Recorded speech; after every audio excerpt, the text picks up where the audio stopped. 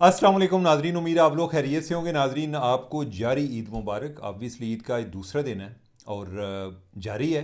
और इसको क्या कहते हैं, टरू कहते हैं। और कल जो है मरू है। मुझे तो फ्रैंकली उम्र का एक हिस्सा जो है वो टरू मरू सुने बगैर ही गुजर गया। ज़रा सादा लू आदमी हूँ। और हमें ईद ही सुना हुआ था जी कि ईद होती है, ईद उल फितर। ये बाद में ज़रा लेट स्टेज पे आके पता चला जी कि टरू भी होता है, मरू भी होता है। अभी भी मैंने प्रोग्राम करने से पहले मैंने ज़रा पूछा, मैंने कहा चैट जीपीटी से चेक कर लूँ कि लोग माइंड ही ना कर दें कि कोई गलत को बोल रहा है। तो खैर उसने कहा जी कि मैंने कहा कि टेल मी अबाउट टरू मरू। उसने कहा डू यू मीन टू और टू मरी।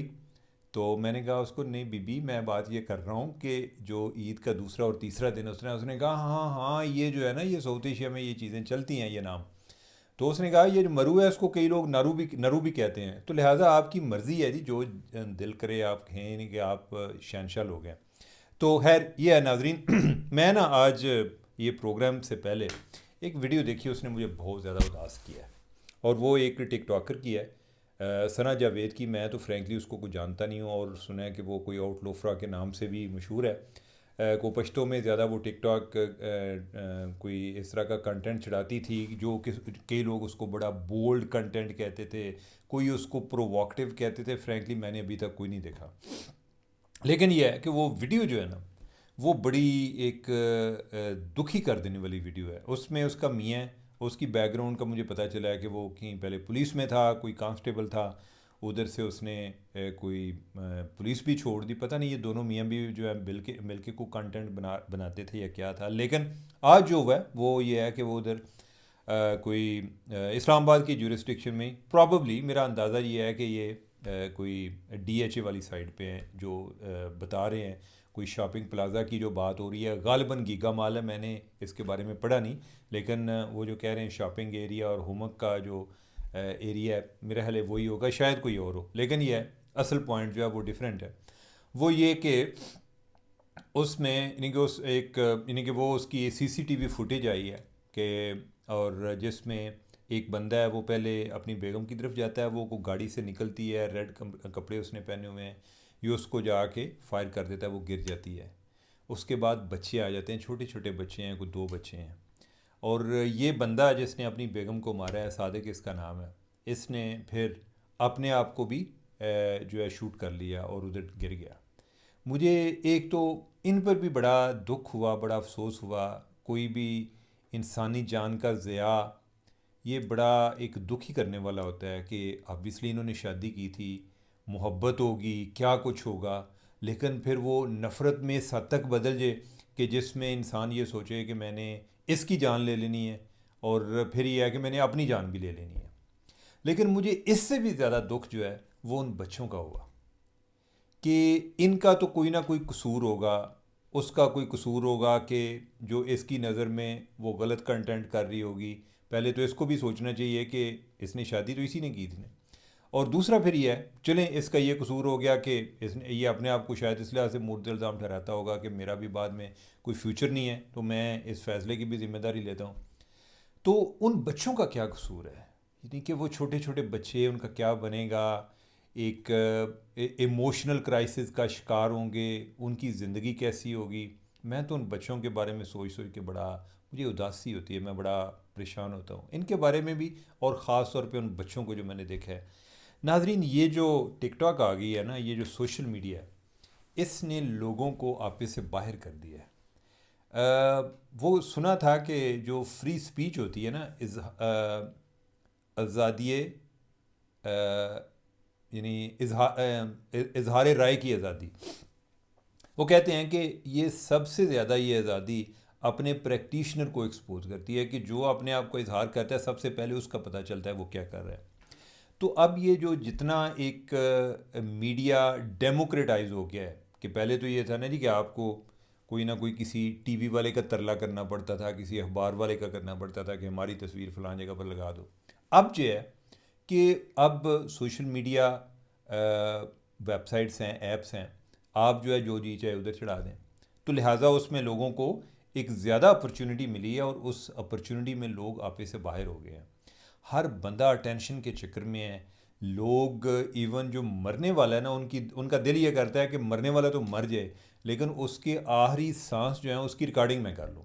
क्योंकि उसके बाद उस पर व्यूज़ बहुत ज़्यादा आएंगे कि आए दिन कोई ना कोई सुनते हैं जी कि कोई फ़लाँ अपनी सेल्फी लेता हुआ, कोई टिकटॉक बनाता हुआ वो नीचे गिरा और वो खाई में गिर के मर गया। अब यह है कि लोग घरों में भी टिकटॉक घुस गई है कि अपना कंटेंट बनाएं, कोई बच्चों को लेकर आएँ, को बेगमात को लेकर आएँ, कोई अम्मा अब्बे को लेकर आएँ, ताकि जो है ना हमारी यानी कि कोई ऐसा काम करें कि लोग देखें और वो ना हमें व्यूज़ दें। अच्छा, दूसरा ये है कि इसमें एक सेंस ऑफ एम्पावरमेंट भी आती है कि आपको लगता है कि जनाब मेरा तो हर जगह पे नाम है। तो आने वाला टाइम जो है ना वो मुझे लगता है कि ये इंजीनियर डॉक्टर वगैरह तो फारग हो गए हैं ना। आने वाला टाइम इन्फ्लुएंसर्स का है कि बस आप वीडियो बनाते रहें और जो कहते हैं जी कि एआई आ गई है तो उन्हें सानू सारे नू फारग कर देना है। तो उस तो बाद मेरे ख्याल है इनके काम होर बच जाना है, इनके पास लोगों ने बनाना है, लेकिन इसकी जगह भी एआई ने ले लेनी है। एआई की जो वीडियोज़ हैं उन्होंने इंसानों को भी पीछे छोड़ जाना है। अभी बल्कि मैंने कल परसों वाशिंगटन पोस्ट में पढ़ रहा था, एक खातून है, बड़ी खूबसूरत खातून है, और ट्रम्प के साथ उसकी बड़ी तस्वीर हैं। वो को लगता है कि कोई अमेरिकन आर्मी में है। और वो कहीं बहुत सारी जगहों पे ट्रम्प के साथ नज़र आती है। अमरीकी पागल हुए हुए होते थे, और उसके जो इंस्टा अकाउंट्स पे उसकी जो फ़ैन फॉलोइंग है उनकी तादाद कोई 10 लाख से बढ़ गई है। तो वाशिंगटन पोस्ट ने उनके क्या कहते हैं अरमानों का खून किया। उन्होंने कहा पागलो ए आई जनरेटेड है, यानी कि ए आई जनरेटेड है और सारे जो है ना बेवकूफ़ आर उसके पीछे लगे हैं।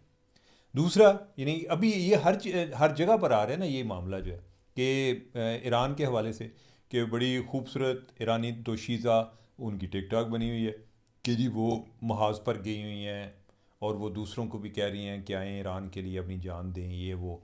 और लोग जो हैं वो देख रहे हैं अल्लाह के रंग और ख़ूबसूरती और हुस्न देख के और कह रहे हैं कि इतने खूबसूरत लोग जो हैं वो मैदान जंग में खड़े हैं या खड़ी हैं। वो भी पता चला कि वो भी एआई जनरेटेड है। तो खैर, coming back to the point कि ये जो अटेंशन इकानमी है इसमें एक बड़ी एक इकानमी भी है, एक सेंस ऑफ एम्पावरमेंट है। आपको डॉलर भी आते हैं, आप जिधर जाते हैं लोग आपको देखते हैं। पहले कोई चार किस्म के कोई 3-4 मॉडल होते थे, लोग उनसे कोई कमर्शियल्स भी बनवाते थे, शूटिंग होती थी। अब जो है बहुत सारे यानी कि चीज़ें कस्टमाइज़ होना शुरू हो गई हैं। तो कोई अगर किसी का टिकटॉक अकाउंट अच्छा चलता है तो लोग उसके ज़रिए अपनी एक चीज़ों को, प्रोडक्ट्स को एडवर्टाइज़ भी करते हैं। ठीक है, तो मेरा ख्याल है कि मैं तो खैर सोशल मीडिया के ख़िलाफ़ नहीं हूँ, मैं कहता हूँ लेकिन इसका प्रोडक्टिव इस्तेमाल जितना कर सकें आपके लिए फ़ायदे में है। इसका अच्छा भी इस्तेमाल है, बुरा भी इस्तेमाल है, ये चॉइस आपकी है, इसने आपके रोकना नहीं है आपको। तो अगर आप चाहते हैं कि आप प्रोडक्टिव हों, आपकी मसलन ये है कि आपने ट्वीट देखने हैं तो उससे आप लर्न क्या करते हैं, अगर आप इस तरह से देख लें तो ज़रा ये चीज़ें आपको अपने आप से पूछनी चाहिए। आपने कोई एक टिकटॉक में कंटेंट डालना है तो क्या what value you are adding, इस बारे में सोचें, अपने घर तबाह ना करें। अब ये देखें कितनी बड़ी ट्रेजिडी है। मैं उन बच्चों के बारे में सोच सोच के मैं अभी तक ज़हनी तौर पे उनसे नहीं निकल पा रहा कि उन बच्चों का क्या बनेगा, उन बच्चों का कसूर क्या था। माँ बाप का दोनों का कसूर होगा, उन बच्चों का क्या कसूर था। अल्लाह ताला माफ़ फरमाए। यानी कि ये चीज़ें सीखने वाली हैं, इनसे हमें कुछ सीखना चाहिए। सिर्फ ये कह देना जी कि वो बड़ा बोल्ड कंटेंट करती थी, ये कोई ऐसा नहीं है। ये अब क्या आ रहा है, यानी कि अब हमारे कल्चरल क्लैशेस भी आ रहे हैं कि हमारे वैल्यू सिस्टम से हटकर चीज़ें आ रही हैं। तो उसकी फिर एक अपनी कास्ट है, यानी कि उसकी कास्ट ये भी हो सकती है कि यानी कि उन्होंने जान ले ली, अपनी भी ले ली, उस बंदे ने अपनी बेगम की भी ले ली। ठीक है, तो ये आपकी चॉइस है। आप ये काम किसी और पर छोड़ दें, आप इसका जितना प्रोडक्टिव इस्तेमाल कर सकते हैं वो करना चाहिए। नाजरीन, अब यह है कि दूसरा जो चीज़ है यानी कि वो एक तो इनके हवाले से, दूसरा एनर्जी क्राइसिस के हवाले से। एनर्जी क्राइसिस, अब जो ईरान की जंग है वो बढ़ती जा रही है और मुझे नहीं लगता कि अभी रुकने वाला तो कोई नाम ही नहीं है। और ये ट्रंप के अब्बे को भी नहीं पता कि ये जंग कब रुकनी है। जब आप जंग शुरू करते हैं उसको ये पता था कि मैंने फ़लाँ टाइम अटैक करना है, जब कर दिया ना तो ये अब उसके बस की बात नहीं है। ना ईरान के बस की बात है ना उसके बस की बात है। हाँ, ये है कि उसको पहले जंग शुरू करने के लिए ईरान की मर्ज़ी शामिल होना ज़रूरी नहीं थी, जंग बंद करने के लिए उसको ईरान की मर्ज़ी उसको चाहिए। लेकिन ईरान जो है वो इस सारे अमल में बहुत ज़्यादा उदा जी कहते हैं झाका खुल गया, यानी कि उसकी जो हेजिटेशन थी कि यार जंग होगी, क्या क्या नुकसान होगा, अब वो एक फील्ड में उतर गए हैं, अब वो समंदर में कूद गए हैं। वो आते हैं कि हूँ जनाब असा को वड्डी मच्छी पकड़ के लानी है ट्रंप वर्गी। तो अब यह है कि इससे हमारा जो रोल है वो सिर्फ तमाशबीन का नहीं है, हमने क्या देखा है, यानी कि हमने देखा है कि जो एनर्जी क्राइसिस आप देख रहे हैं अभी जो है, यानी कि कुछ तो आप पर बड़ी है जो यानी कि अभी तो कोई डज आपको पड़ी है ना, इसके अलावा अभी गवर्नमेंट इसको सब्सिडाइज कर रही है।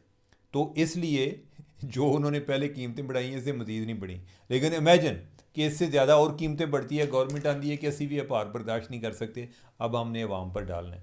तो अल्लाह करम फरमाए। लेकिन यह है, आज मैं इकानमिस्ट की स्टोरी पढ़ रहा था, उन्होंने कहा कि जो कंट्रीज़ ज़्यादा एनर्जी से मुतासर होंगे इस क्राइसिस से, अल्हम्दुलिल्लाह अल्लाह ताला माफ़ फरमाए, यानी कि मैं उसमें पाकिस्तान भी है, और जो टॉप 3-4 कंट्रीज़ हैं उनमें पाकिस्तान आता है, बल्कि आप समझें कि शायद दूसरे नंबर पे पाकिस्तान है। तो आने वाला टाइम बड़ा मुश्किल है, और उसकी वजह ये है, दो वजूहात हैं जो पाकिस्तान के हवाले से। एक ही है कि हमारा जो एनर्जी की रिलायंस है, वो चाहे गैस है, एलपीजी है, या चाहे वो पेट्रोल है, ये दोनों की रिलायंस हमारी वो मिडल ईस्ट पर है। तो मिडल ईस्ट जो है वो हालत जंग में है, तो उधर से चीज़ें लाना, उधर जो है चलें, एक तो है ना हमें ये चैलेंज है कि स्ट्रेट ऑफ हॉर्मुज़ से कैसे गुजरेंगी, दूसरा उसमें चैलेंज ये है कि क्या वो हमारी नीड्स पूरी करने की पोजीशन में है। ईरान उन पर अटैक करता है, वो अपना जो है उन्होंने फोर्स मेजोर कर दिया, अपने बहुत सारे जो आर्डर हैं उन्होंने पहले उन्हें किया कि भाई जान असी फौरी तौर पर तो सप्लाई फ्राहम नहीं कर सकते। तो वो जो इतने उतने उनके जो फैट क्लाइंट हैं, डीप पॉकेट्स वाले, उनको अगर चीज़ें नहीं फ्राहम कर रहे, यूरोप की बहुत ज़्यादा रिलायंस यूक्रेन वार के बाद, यानी वो पहले रशिया से लेते थे, तो उनकी भी मिडल ईस्ट पर थी, तो वो पहले उनको केटर करेंगे या हमें करेंगे, वो यूरोप को भी नहीं कर पा रहे।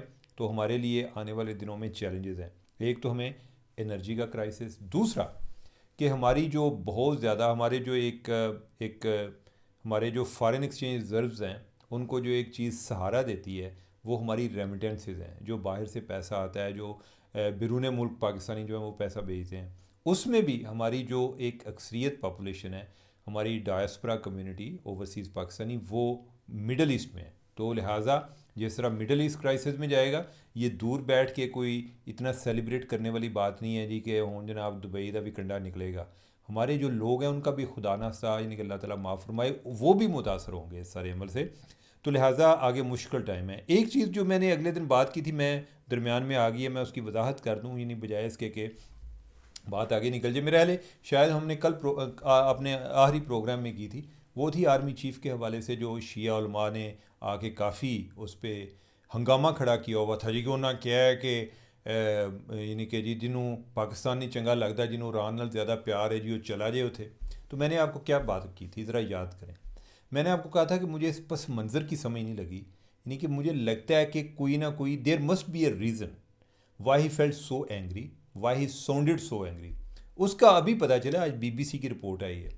उन्होंने कहा जी कि उस वो पहले जो है उन्होंने बड़ी अच्छी बातें भी की हैं। उन्होंने कहा जी कि मैं जो अली ख़ामनेई हैं जो शहीद हो गए हैं, मेरा उनके साथ बड़ा प्यार का ताल्लुक़ था, मेरी 3-4 उनसे मुलाकातें भी थीं।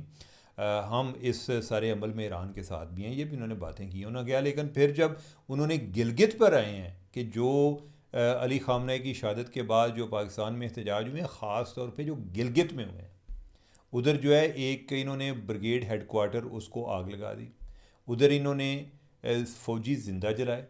ठीक है, तो उन्होंने कहा जी, जब इस पे बात आई ना, उन्होंने कहा जी कि जिसको पाकिस्तान पसंद नहीं है, अभी वो उधर चला जाए, ईरान चला जाए, हमें उसकी पाकिस्तान में जगह नहीं है। तो इसमें कौन सी गलत बात है। अब ये भी बददियानती है कि आपने पूरी बात नहीं बताई, आपने लोगों को मिसगाइड किया है, कि पूरी बात नहीं बताई कि ये किस तनाज़र में बात हो रही है। ये सब की बात नहीं हो रही, ये उन शरपसंदों की बात हो रही है जिन्होंने आग लगाई है। तो आप अगर इस तरह बात करें तो उसका क्या इम्पैक्ट होगा, या अगर आप इस तरह बात करें, नहीं आप सिर्फ आधी बात करें तो उसका क्या इम्पैक्ट होगा। अगर आप पूरा यानी कि उसका पस मंज़र बयान करें कि किस तनाज़र में वो गुस्से में आए, या यानी कि क्या बात हुई, तो उसका एक जो है एक मीनिंग डिफरेंट बनता है। खैर, यानी कि आगे जो हम चलते हैं जंग की तरफ दोबारा से। नाजरीन, अब जो है ट्रंप ने एक और धमकी दी है, उसने कहा है कि हम इनका जो एनर्जी इंफ्रास्ट्रक्चर है उसको तबाह करेंगे, इनका जो पावर सेंटर्स हैं या बिजली के जो पावर जनरेशन यूनिट्स हैं, इनको हम डिस्ट्रॉय करेंगे। अब जो है उसके बदले आगे जो ईरान वाले हैं उन्होंने भी तैयारी पकड़ ली है। अब जो अरबी है ना, इनकी हालत जो है ना उन यरगमालियों की तरह है कि जिनको जो किसी के साथ जा रहे थे, उस बंदे ने दूसरों पर फायरिंग खोल दी है। ये जो है ना पकड़े गए हैं, इनको ईरान ने पकड़ा हुआ है। उसने कहा जी कि यानी कि अगर आपने हम पर बाहर से कोई अटैक किया तो हम आपके बंदे मार देंगे। तो वो जिस तरह की इस तरह की थ्रेट होती हैं। अब जो भी अमेरिका करता है, अमेरिका बेशक इतनी दूर बैठा हुआ है, इधर उनके बेसिस इधर हैं, तो ये उन ममालिक को टारगेट करते हैं। अब जो भी अमेरिका अगर कोई एनर्जी का उनका इंफ्रास्ट्रक्चर तबाह करता है ईरान का, तो वो क्या करेंगे, उन्होंने अपने टारगेट्स बता दिए। उन्होंने कहा जी कि ये खलीजी ममालिक में इनको भी जो है ना, अगर साढ़े हल नेरा होएगा तो बत्ती उत्थे भी नहीं बलेगी। तो overall we are passing through the worst of times.